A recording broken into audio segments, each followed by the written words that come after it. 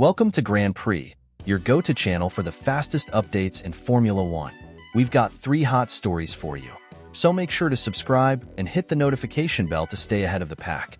Let's get started. Hey there, race fans.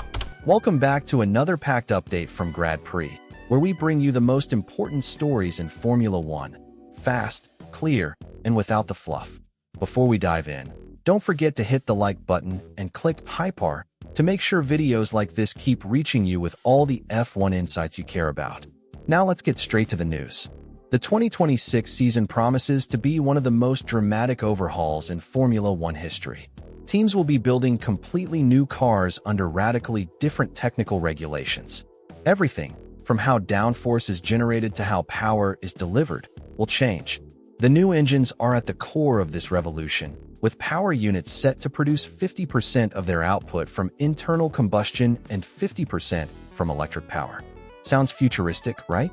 Well, it's also proving to be a serious technical headache, especially for Mercedes. Recent reports from within the Mercedes camp have revealed alarming results from their simulations of the 2026 cars. Despite changes made by the FIA to ensure safety and performance, Mercedes test data points to major issues, especially regarding power delivery on long straights. Here's the problem. In simulations using tracks like Monza, the electric power unit, MGUK, is running out of juice halfway down the straight. And since the braking zones that normally recharge the batteries are either too weak or too infrequent, the energy recovery system can't keep up. By the time the car reaches the end of a straight, the electric boost is gone, and the car relies entirely on the combustion engine, which, under the 2026 rules, will be limited to just 550 horsepower. To put that into perspective, current Formula 2 cars produce about 620 horsepower. That means in certain situations, F2 cars could outpace F1 cars, which is a huge concern for the sport's credibility as the pinnacle of motorsport. The issue doesn't stop at Monza. Other high-speed circuits like Baku and Spa-Francorchamps also feature long straights where this problem could arise. Mercedes simulations show that once the electric power fades, top-end speed drops significantly, compromising overtaking and race performance. Worse still, the problem seems to be systemic. Every time engineers patch one issue, another, often more complex, emerges. The sport is now on a tight schedule, with final car and engine designs due in just a few months. After that, there will be little room for adjustment as teams will enter the manufacturing phase. The original vision was to create faster, safer, and more efficient cars that attract new manufacturers with eco-friendly credentials. But right now, it's looking more like a performance step backward. Mercedes isn't the only team concerned, but their internal findings are among the most detailed and publicized. Meanwhile, the FIA continues to hold meetings with all engine manufacturers to address these challenges. The 50-50 hybrid formula is an attempt to push forward, but the reality may demand a more flexible approach. So now we turn the question to you. Do you think F1 is on the right track by going more electric? Or is it time to return to 100% combustion engines, even if that means losing some manufacturers? Let us know your thoughts in the comments. This debate is only getting hotter, and here at Grand Prix, we'll be covering every twist and turn as the 2026 season takes shape. We bring you an important update from the world of Brazilian motorsport that could mark a new chapter in the career of Felipe Drugovich. As always, to stay fully informed with direct and timely news from the world of Formula One and beyond, be sure to subscribe to Grand Prix and activate notifications. We bring daily content that keeps you up to speed without unnecessary filler. Currently serving as a reserve driver for Aston Martin in Formula One, Felipe Drugovich is a name that has repeatedly surfaced in discussions about potential full-time seats on the grid. One of the strongest possibilities for his entry into F1 is with the newly arriving Cadillac team, set to debut next season. Although nothing has been officially confirmed yet, various reports suggest that Drugovich is a leading candidate under consideration by the American outfit. While this potential move remains in the works, the Brazilian driver is doing everything he can to stay active and competitive in the racing scene. In the meantime, an opportunity has emerged for Drugovich to return to active competition, this time in a different category. It has just been announced that he will be participating in the Berlin E-Prix, a doubleheader round of the ABB FIA Formula E World Championship scheduled for July. Drugovich will step in to replace former F1 driver Nyck de Vries at the Mahindra Racing Team. De Vries will be unable to compete that weekend due to a scheduling conflict, as he is committed to racing for Toyota in the World Endurance Championships 6 Hours of Sao Paulo. This creates an exciting opportunity for Drugovich to showcase his skills in a Formula E car for the first time. Earlier this week, Drugovich took part in a test session with Mahindra in Spain, where he began adapting to the unique characteristics of the electric single-seater cars used in the Formula E series. This test marks Drugovich's first time behind the wheel of a competitive racing car since his time in Formula 2, where he won the championship and left a strong impression on the motorsport world. Although Formula E is vastly different from Formula 1, with lower top speeds and a focus on energy management and strategy, it is nonetheless a highly competitive and internationally respected racing category.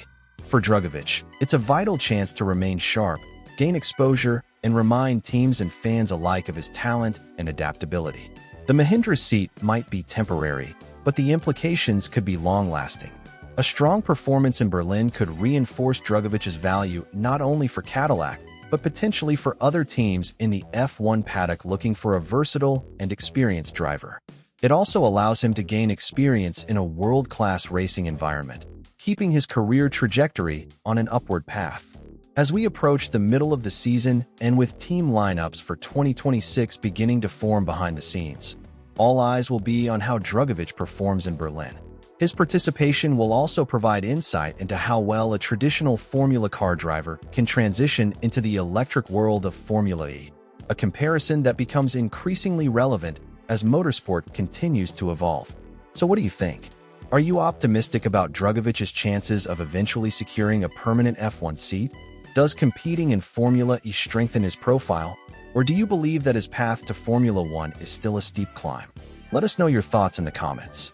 Stay tuned to Grand Prix for continuous updates on Drugovich and other Brazilian drivers as we track their journey across the global racing scene. A major development is shaking the world of Formula 1 today, as multiple reputable sources have confirmed that Max Verstappen has made the decision to leave Red Bull at the end of the 2025 season. If you want to stay fully informed about what's happening both on and off the track, make sure to subscribe to Grand Prix. We deliver daily content, packed with reliable updates, insightful analysis, and no unnecessary fluff.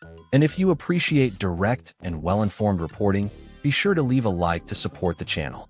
Now let's dive into the story that's grabbing headlines across the F1 community. Rumors about Verstappen's potential departure from Red Bull have been circulating for more than a year. Throughout that time, the reigning world champion has been non-committal, consistently stating that he was evaluating the team's progress and would make a decision based on how things developed, especially whether the team could resolve the performance issues of the car and remain a true title contender. However, the disappointing start to the 2025 season appears to have accelerated his decision. Red Bull has struggled both on and off the track.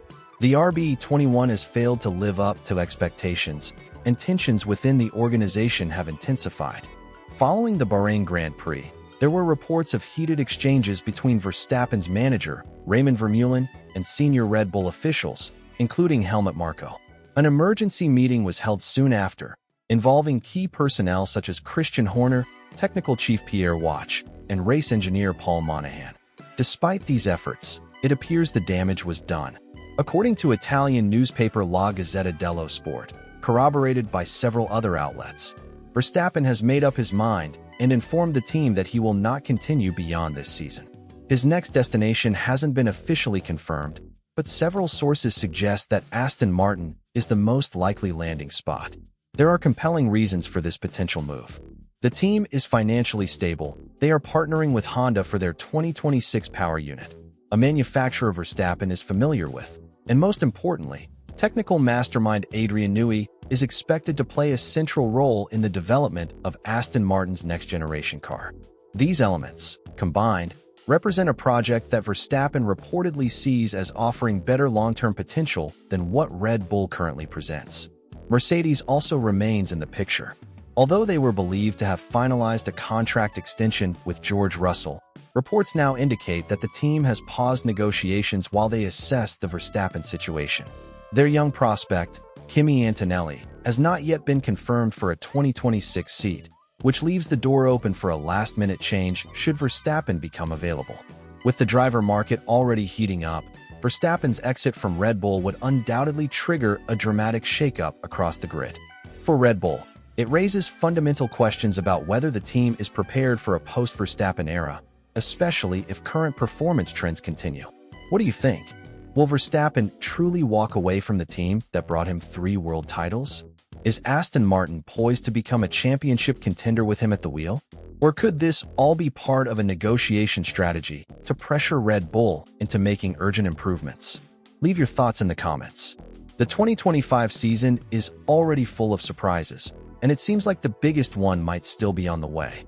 Stay tuned here on Grand Prix for full coverage of every twist and turn.